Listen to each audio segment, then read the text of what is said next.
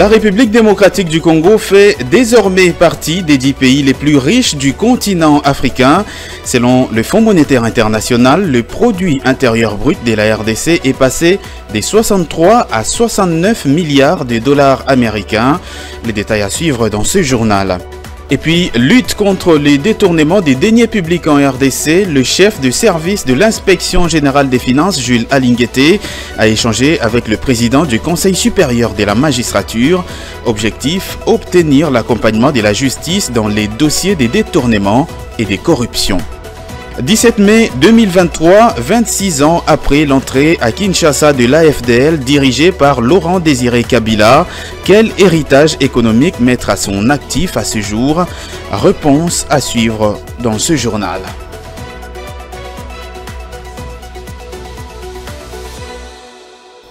Voilà tout pour les titres de cette édition du journal. Bienvenue à toutes et à tous.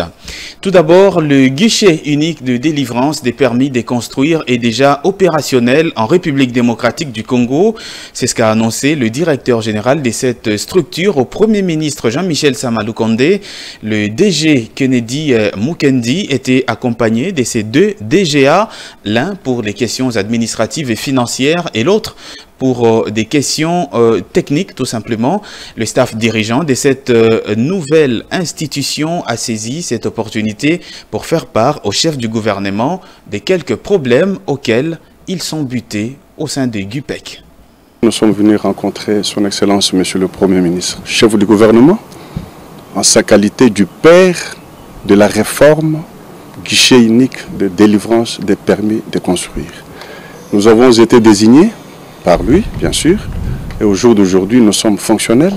Le guichet unique est déjà opérationnel et que nous devrions venir rendre compte de ce qui a été fait depuis notre nomination jusqu'à aujourd'hui. Et aussi, nous venons également pour solliciter son implication personnelle pour que nos desiderata puissent trouver solution pour l'opérationnalisation optimale sur l'ensemble du territoire national. Je suis très satisfait parce que j'ai vu que le Premier ministre a une oreille attentive à nos doléances et il nous a promis personnellement de s'impliquer pour que nous puissions avoir ce dont nous lui avons posé comme problème. Je l'ai annoncé dans l'entame de cette édition du journal, d'après le Fonds monétaire international qui venait de mettre à jour ces données relatives à la richesse mondiale, le produit intérieur brut de la République démocratique du Congo a atteint 69 milliards de dollars américains, soit une augmentation de 6 milliards par rapport à l'année 2022, ce qui hisse la République démocratique du Congo dans les top 10 des pays les plus riches du continent africain. Claude Congo. Cette augmentation du PIB permet à la RDC de hisser parmi les 10 pays africains les plus riches. Elle est due notamment à la production minière et aux réformes structurelles mises en place par les autorités, d'après cette institution de Bretton Woods. À en croire les projections du FMI, cette embellie économique ne va pas cesser de monter crescendo les 5 prochaines années, sauf en cas d'aléas perturbateurs sur le plan mondial. Le PIB du pays de Lumumba va atteindre 117 milliards de dollars américains en 2028. À cette 10e place des pays africains et à augmenter leurs richesses, la RDC y a talonné les Ghana. Ces derniers et la Côte d'Ivoire ne se figurent plus dans ces top 10 de 2023, alors que ces PIB congolais n'étaient que de 56 milliards de dollars en 2021, d'après la même source. Il est vite passé à 63 milliards en 2022. Après avoir atteint la barre des 69 milliards en 2023, il va grimper à 77 milliards en 2024, 86 milliards en 2025, 95 milliards en 2026, 106 milliards en 2027 et 117 milliards en 2028. Dans ces classements, les Nigériens caracolent avec 507 milliards, l'Égypte prend la 2e place avec 399 milliards, l'Afrique du Sud garde la 3e place avec 387 milliards, l'Algérie occupe la 4e position avec 206 milliards, vient le Maroc à la 5e place avec 156 milliards, le Kenya s'octroie la 6e position avec 139 milliards, l'Éthiopie s'accapare de la 7e place avec 118 milliards, l'Angola à la 8e place avec 118 milliards et la Tanzanie s'étaille à la 9e place avec 85 milliards. Dans les domaines de la coopération, Kinshasa et Nairobi tentent de dissiper le malentendu après le changement du commandant kenyan de la force régionale de l'EAC. L'ambassadeur kenyan George Massafu, reçu le mardi par le vice-premier ministre et ministre congolais en charge de la défense, Jean-Pierre Bemba, assure que son pays va continuer à participer à la recherche de la paix en RDC.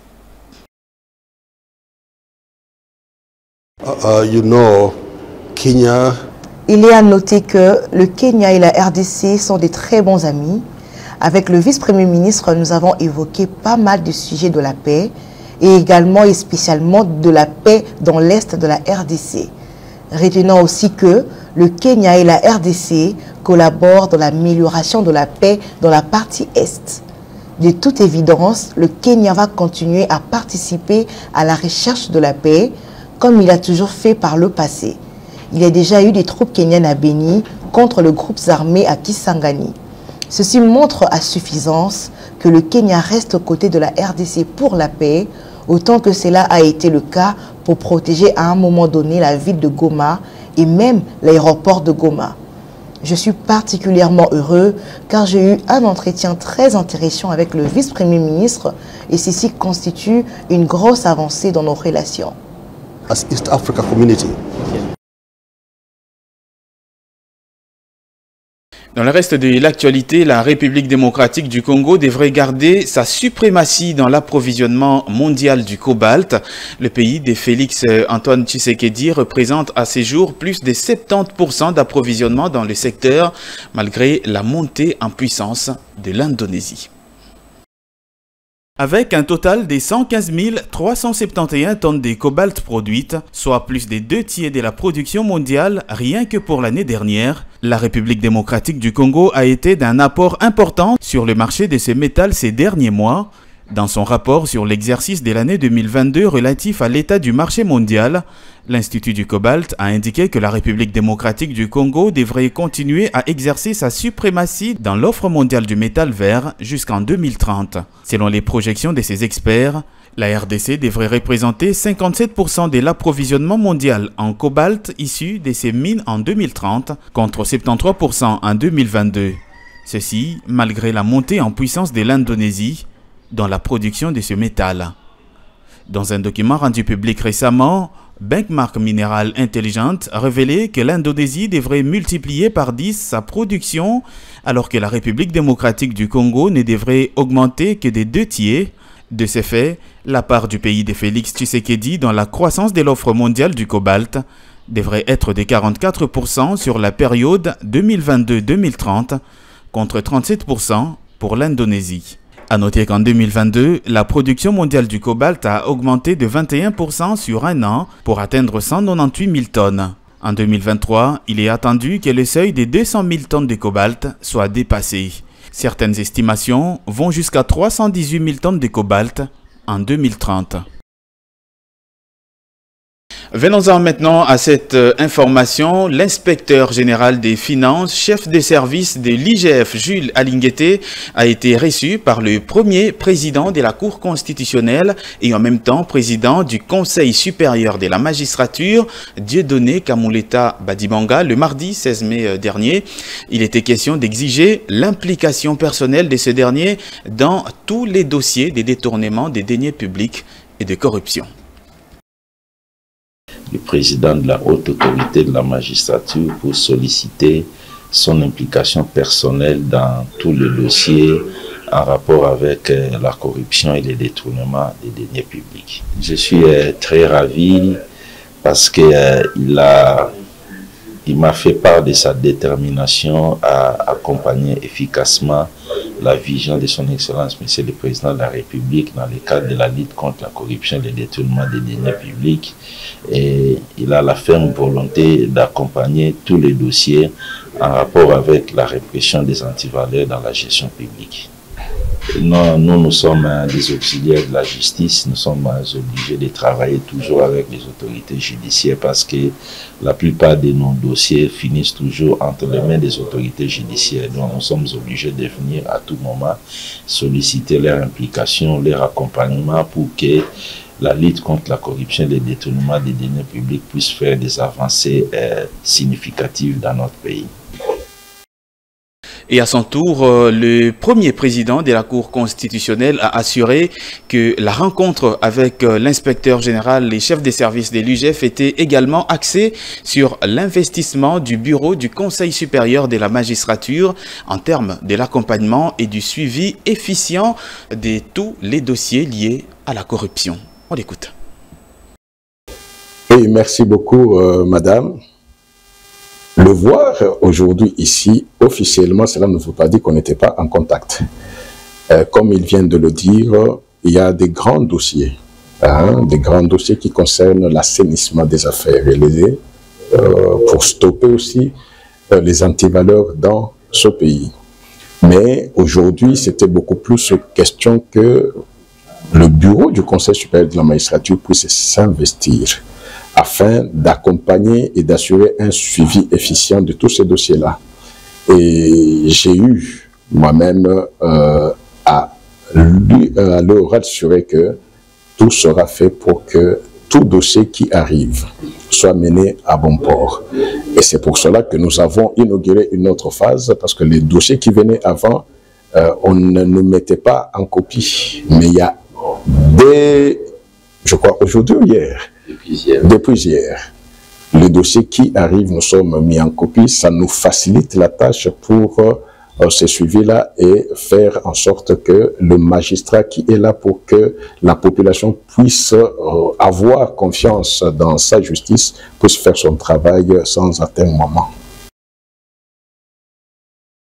Et dans le reste de l'actualité, le directeur général de la Direction générale des recettes de Kinshasa a organisé le week-end dernier un test d'évaluation pour la sélection des inspecteurs devant revêtir de la qualité des officiers de police judiciaire à compétences restreintes, et ce pour répondre aux exigences de la loi et rendre plus efficace cette régie de la capitale. Grâce Luyanga pour les détails. Ces tests d'évaluation vont sélectionner dans un premier temps 100 inspecteurs qui seront soumis à la justice pour prêter serment en tant qu'OPJ. La centaine d'inspecteurs de la DGRK restantes bénéficieront plus tard de cette qualité. L'objectif de ces tests est de se conformer à la loi qui stipule que seuls les inspecteurs revêtus de la qualité de OPJ peuvent procéder aux enquêtes et contre-vérifications. Parmi les 245 inspecteurs de la DGRK, seuls 5 remplissent actuellement les critères d'officier de police judiciaire à la compétence restreinte, ce qui représente un frein pour l'efficacité des actions de cette régie de la capitale. Je m'étais invité à une citation. La citation, c'est laquelle? Au sein de cette direction de l'inspection, nous comptons plus de 247, je crois, inspecteurs. Parmi eux, il y avait seulement 5 qui avaient cette qualité-là d'inspecteur d'OPJ à compétences restreintes. Maintenant, les critères de choix posaient problème. Je m'étais posé cette question, je me suis dit, ben, faudrait-il que je demande à l'inspecteur Cordon, qui est le numéro 1, de pouvoir me sélectionner 100, parce qu'on doit procéder par un groupe de 100 et les restes vont prêter serment par la suite. Et ce test d'évaluation nous permettra de pouvoir faire un tri, c'est-à-dire prendre pour un premier lot, une première vague, 100 inspecteurs que nous allons soumettre à la justice pour qu'ils prêtent serment en tant qu'OPJ à compétences restreintes. Rappelons que ce test d'évaluation des inspecteurs de la DGRK est une promesse du DG Eddy Fumupoko. Il arrive plus de 2 semaines après une réunion tenue en avril dernier, au cours de laquelle le directeur général de la régie financière de Kinshasa avait exhorté ses collaborateurs à adopter un comportement professionnel irréprochable. Et en marge de ce test des inspecteurs, le directeur général de la DGRK a rappelé les circonstances qui ont conduit à l'organisation de cette évaluation, tout en soulignant que seuls les inspecteurs revêtus de la qualité d'OPJ à compétences restreintes peuvent mener des missions d'enquête et des contre-vérifications sur le terrain. On écoute. Je pense qu'il y a 2-3 semaines en arrière, dans la même salle, au même endroit, je m'étais réuni avec les inspecteurs de la direction générale de la DGRK, dont je suis le numéro 1. Et au cours de la réunion que j'ai eue avec eux, je les avais promis que je vais faire d'eux des inspecteurs revêtus des qualités d'OPJ à compétences restreintes. Et c'est là pour leur permettre de pouvoir effectuer à bon escient les missions tant d'enquête que de contre-vérification. Parce que selon les dispositions de l'article 108 de l'édit 005/2021 du 31 décembre 2021, il est dit que ne peut faire une mission d'enquête ou de contre-vérification qu'un inspecteur revêtu des qualités d'OPJ à compétences restreintes. Ce qui n'était pas le cas pour tous nos inspecteurs de la DGRK. Voilà pourquoi je m'étais dit qu'il ne suffisait pas seulement d'avoir ces inspecteurs, mais encore faudrait-il qu'ils soient revêtus de cette qualité-là. Ce test consiste à nous donner une certaine idée, à pouvoir faire une sélection, comme je l'ai dit. Parce que les critères de sélection posent problème. Nous comptons plus de 247 inspecteurs. Et pour l'instant, nous nous sommes résolus de pouvoir envoyer d'abord une vague de 100. Comprenez que vous avez 274 et que vous voulez avoir 100. Sur base de quels critères auriez-vous cette quantité-là de 100 pour les envoyer vers le ministère de la Justice? Voilà pourquoi nous nous sommes dit qu'il serait plus aisé de pouvoir faire un test pour que le tri soit fait à partir du résultat que nous aurons du test. La République démocratique du Congo a, comme à l'accoutumée, observé une journée chômée et payée en cette date du 17 mai 2023, date dédiée à la révolution et aux forces armées de la RDC, occasion pour la population de se remémorer le passé lié à cette date et d'en dresser un bilan socio-économique, mais également d'adresser leur soutien au FRDC au front dans l'est du pays. Igor Biwaka et Joe Manana pour le reportage. 17 mai 1997, 17 mai 2023, 26 ans jour pour jour que le pays a tourné la page au vent de la dictature et a ouvert ses portes à la libération, laissant éclore un processus démocratique lancé plus tôt. Une transition qui n'avait certainement pas lésé la population, comme le rappellent ces Congolais. Je me souviens de l'engouement que cette journée avait suscité à cette époque. Les gens étaient très heureux, très contents de savoir qu'une époque caractérisée par la dictature de Mobutu venait de prendre officiellement fin.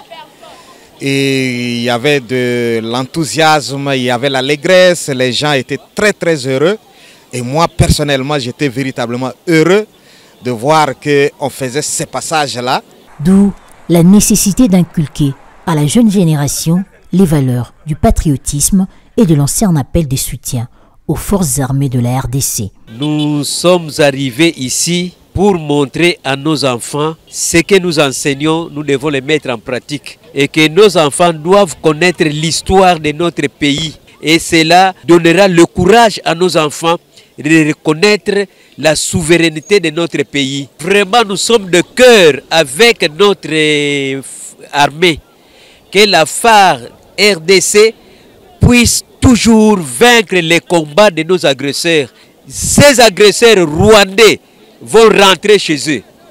Nous sommes pour la victoire de notre armée, la FARDC, telle que nous le disons en Lingala Kinshasa, FARDC et Lokomakas. Pour rappel, le 17 mai marque un moment historique du pays, l'entrée de l'AFDEL à Kinshasa sous la direction du fait président Laurent Désiré Kabila, aujourd'hui dédié aux forces armées de la République démocratique du Congo.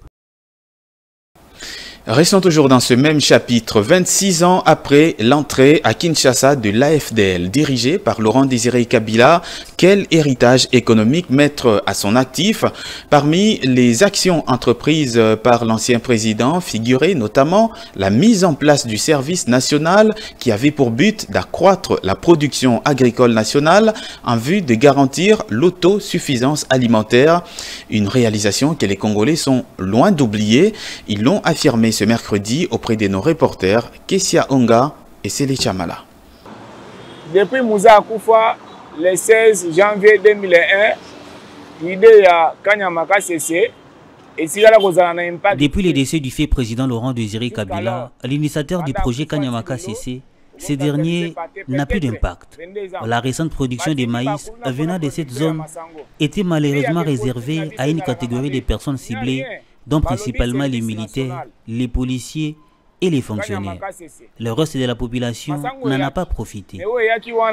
Uniquement pour les militaires, les policiers, avec les fonctionnaires. Mais ce n'est pas toute la population entière. On va bénéficier de qui a 18 000 francs. Dans différents cas, y compris Kanchachi, Kakokolo, Seta, Lufungula, et puis Bakamusus. Des bénéficiaires qui n'ont pris one, il y a pris one. Mais pour le moment, et là, je sais que mais les Congolais ne bénéficient pas de cela. Alors si là-bas, on produit du maïs, je ne sais pas qu'est-ce que je dois dire là-dessus. Il n'y a rien. Il n'y a rien. La population ne bénéficie pas de maïs produit à Kanyamakasese. J'ai personnellement l'impression que tout ce qui est produit n'est réservé qu'à une frange de personnes bien identifiées. Place à présent à la revue des presses et c'est avec Juvette Mbelou.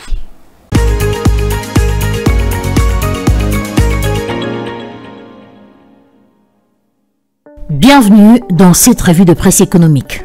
Débutons cette revue de presse avec l'agence congolaise de presse qui titre à sa 10e page « Finance, 50 millions de dollars américains attendus des bons du trésor par le gouvernement ». Le journal indique que 50 millions de dollars américains, soit 100 milliards de francs congolais, seront empruntés par le gouvernement de la République démocratique du Congo grâce à une adjudication des obligations du trésor indexées sur le marché financier local, a appris lundi l'ACP du ministère des Finances. Le ministère des Finances a précisé que toute souscription faite après l'heure indiquée sera rejetée, précisant qu'elle a une durée de 2 ans.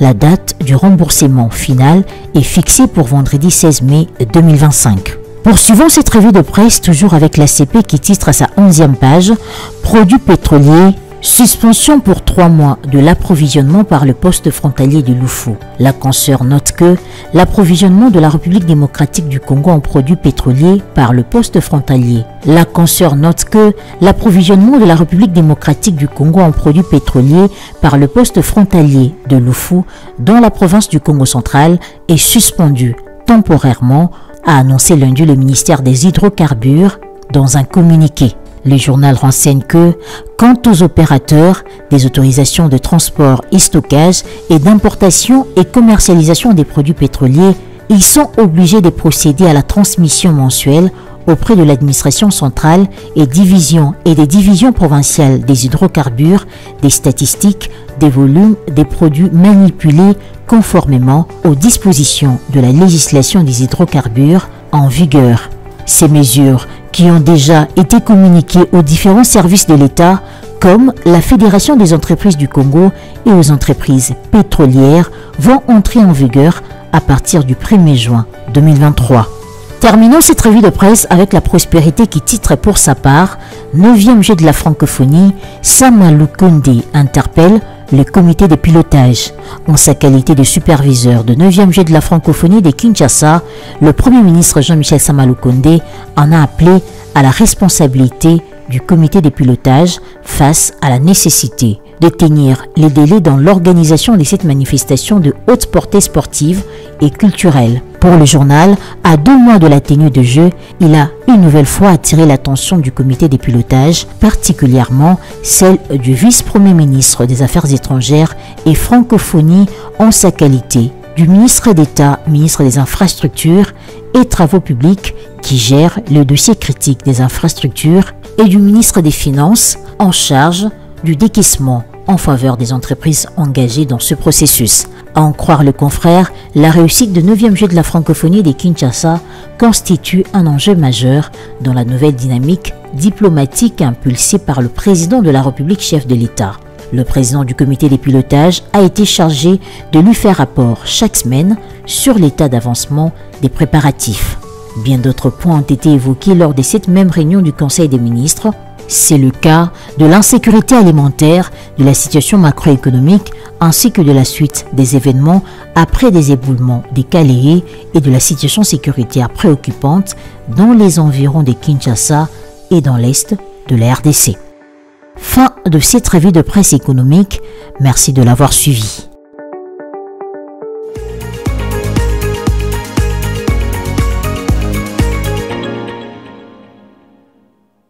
Voici tout de suite le rappel des titres de cette édition du journal.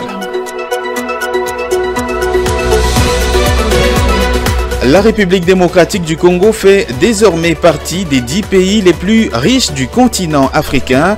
Selon le Fonds monétaire international qui le révèle, le produit intérieur brut de la RDC est passé des 63 à 69 milliards de dollars américains. Et puis, lutte contre les détournements des deniers publics en RDC, le chef de service de l'inspection générale des finances a échangé avec le président du Conseil supérieur de la magistrature. Objectif, obtenir l'accompagnement de la justice dans les dossiers des détournements et des corruptions. 17 mai 2023, 26 ans après l'entrée à Kinshasa de l'AFDL dirigée par Laurent Désiré Kabila, quel héritage économique mettre à son actif? Dans ce journal, vous avez écouté la réaction des quelques Congolais.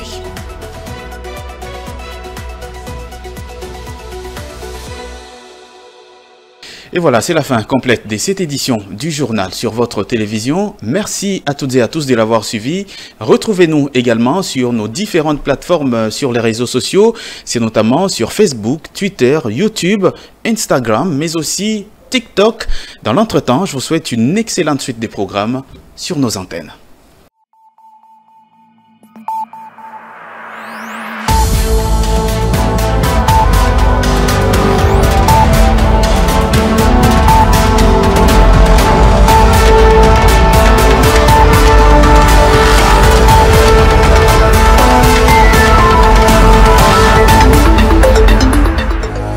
Dans une sphère médiatique, essentiellement tournée vers des contenus généralistes, où l'originalité n'a plus sa place au chapitre, où le secteur de l'économie et finance, pourtant poumon d'un État, sombre dans les oubliettes, voici enfin Ecofin Télévision. Économie et finance télévision, votre chaîne thématique essentiellement économique, vous offre un contenu original. Nous traitons des questions monétaires, commerciales, énergétiques, minières, pétrolières et environnementales. Notre créneau, vous proposer des informations, des analyses, des perspectives et prévisions économiques. Ecofin Télévision vous permet également de comprendre la coopération entre les États et les institutions, sans oublier l'épineuse question de la dette. Ecofin Télévision, tout savoir sur les investissements, les échanges commerciaux, la balance commerciale et la balance des paiements, le taux d'échange, l'état des lieux de la lutte contre les détournements des finances publiques, la coopération bilatérale ou multilatérale. Ecofin Télévision vous explique comment l'économie nationale est directement liée à l'économie mondiale. Notre particularité fait notre originalité. C'est pourquoi nous disons Ecofin Télévision, mieux que savoir sur l'économie et finances, comprendre.